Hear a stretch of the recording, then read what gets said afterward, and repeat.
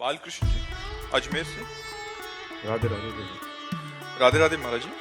प्रभु जी, मैं आपसे कर्म का रहस्य या कर्म सिद्धांत समझना चाहता हूँ। आप कहते हैं कि भगवत प्राप्ति एवं भगवत प्राप्ति के अलावा सबके विधान के अनुसार ही होगा, या यूं कहें कि सब कुछ तय है जब तक आप भगवान की भक्ति द्वारा उसे बदलने का प्रयास नहीं करते। भगवत प्राप्ति नहीं तय है, भजन नहीं तय है, नहीं तय है, ये किसी के भाग्य में नहीं। ये हम नया भजन कर्म करके अपने पूर्व प्रारब्ध को मिटाकर भगवत प्राप्ति की रचना कर मनुष्य जन नए भाग्य की रचना के लिए मिला है। ये पूर्व कर्म के आधारित केवल पशुओं की तरह नहीं है कि पशुओं का जीवन जितना जहाँ जैसा लिखा वैसे ही होगा।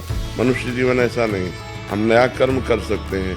दो केवल परिणाम हम नहीं बदल सकते, आया हुआ दुख और आया हुआ सुख। पुण्य के कर्म के परिणाम से हमें सुख आएगा, पाप के कर्म परिणाम से हमें दुख आएगा। वो हम अच्छा कर्म कर रहे हैं इस समय, फिर भी हमें दुख भोगना पड़ेगा। बुरा कर्म कर रहे हैं इस समय, अगर पुण्य का चक्र आ गया तो हमको सुख भोगना है। पाप करते हुए भी वो सुख भोग रहा है, पुण्य करते हुए भी वो दुख भोग रहा है, क्योंकि उसका पाप का कर्म फल लग गया।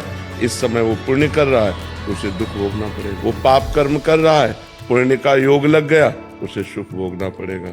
लेकिन भगवत प्राप्ति नहीं भाग्य में नहीं। इसके लिए हमको कमर कस के पूर्ण प्रयास करके साधना करनी पड़ती। संसार के भोगों का त्याग, संसार की ममता शक्ति का त्याग, सांसारिक वासनाओं का त्याग, खूब उपासना के द्वारा जो हमारा मन है उसे पहले डिलीट करना। गंदी बातें जितनी भरी हैं सब हटानी है, मन को खाली करना है और उसमें भगवान का नाम, भगवान का रूप, भगवान की लीला, भगवान के गुण, भगवान के भक्तों की महिमा ये भरनी है। तो जब मन पवित्र हो जाता है, निर्मल हो जाता है, वो भगवत साक्षात्कार कर लेता है। ये करना पड़ता है, ये भाग्य से नहीं होता।